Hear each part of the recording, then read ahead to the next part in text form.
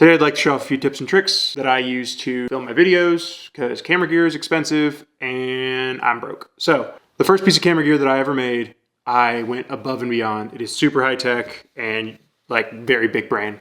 You need a piece of wood. Someone like scribbled all over this one. And then some 1/4-20 hardware, a couple bolts, a couple nuts, you know, the basics.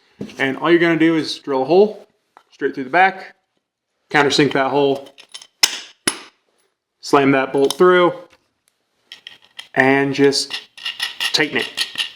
And then the only other thing, if you really want to be fancy and upgrade it, is put on a ton of, until you have enough to create a base which just has a little bit of thread sticking out. And with this, you have the world's best tripod. This is just a little phone mount. Technically it's for my motorcycle because it's got a big magnet on the back, but boom, you got that. Take your phone, boop, and you're good. Lay super low to the ground so you get those low shots, but it's not perfect. You're stuck at one angle, so as an upgrade, I 3D printed this little guy. I just made a little ball joint. You could just buy one of these, but I have access to a 3D printer and I'm extra like that. So it has a little threaded piece on the bottom. Super simple construction. So it's just a little nut in the bottom, this round area. The ball joint goes in, and then you tighten the cap down. That holds the ball joint in. So when you find your angle that you like, you can stay there. So for that, thread in, little ball joint to your phone. Got that. And then thread your amazing tripod right in the bottom of the ball joint. And now you have all the angles you could possibly want. You can move this bad boy, get all sorts of angles, flip it around, yada yada. This thing I use way too often. I love it. It's so good. The other piece that I think is kind of a fun, quick DIY is to grab some of these little 1-inch spring clamps. I got these from Home Depot, I believe. They're $1 or $2 each, but they've got the perfect size hole for our favorite thing in the world. More 1/4-20 bolts. So for this, just thread it in there. It'll go. Just take your time. Sometimes you can just kind of push it in there, but this hole's a little tight. So, and then same thing as the last one. Another bolt on the other way. Tighten it on as much as physically possible. Grab something like a light. Fortunately, I haven't figured out how to 3D print lights yet, but just twist that on. Get it to where you want it. You know, just clamp it to anything. Now you got a little light that you can stick anywhere you want. If you have, I don't know, what's in your shop, you can take a little clamp. Another little cheap Harbor Freight clamp. Boom. Got a little light stand. Stick that right there. Light on. Done. I can use the other way. If I really want to blow out all my corneas, or if you're doing like top-down work, you can kind of put it down and work over it. It's easy. These little clamps just stick to anything, and they are a godsend in those kind of tricky situations.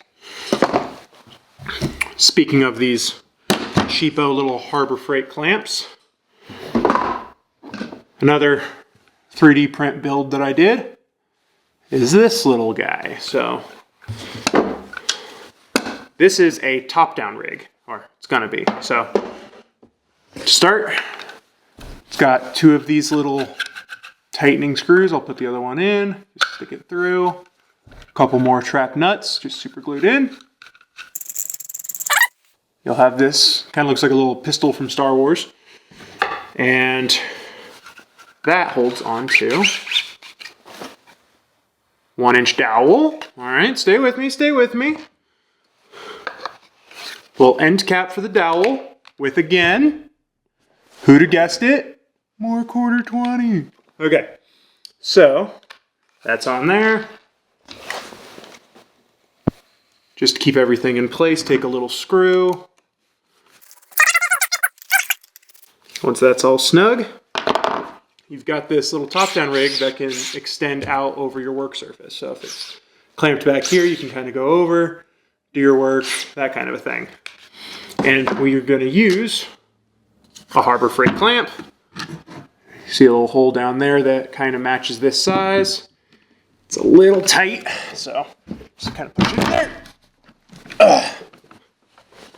And you can clamp it to your work surface, just like so. Just how far out you want it to go. Once you have that, you just kind of tighten these so that it doesn't move around too much. And then, just take our little phone from the previous rig, spin it on.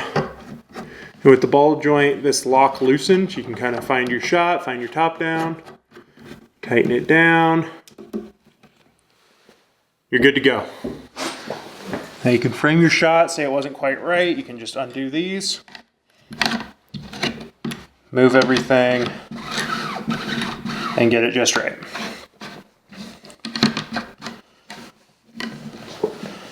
Same with this, just kind of loosen that, change your angle, tighten it back down, make sure everything's locked, and you're good to go. You can work underneath it and film everything, it's perfect. Or,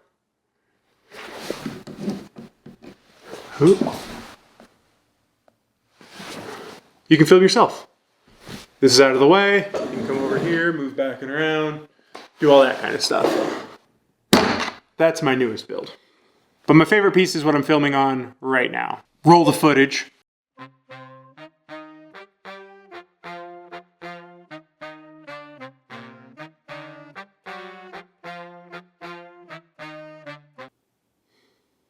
Outside of a few lights that I have around, and most of them are cheapo little Amazon specials, I mean, there's not much to it. With every video, it's going to get a little bit better, and I'll keep learning things. And that's it for this one. If you liked it, please like the video. Subscribe if you want to see more. And yes, I know that this is kind of stuck in one height. I'm working on a V2. It works. It's fine.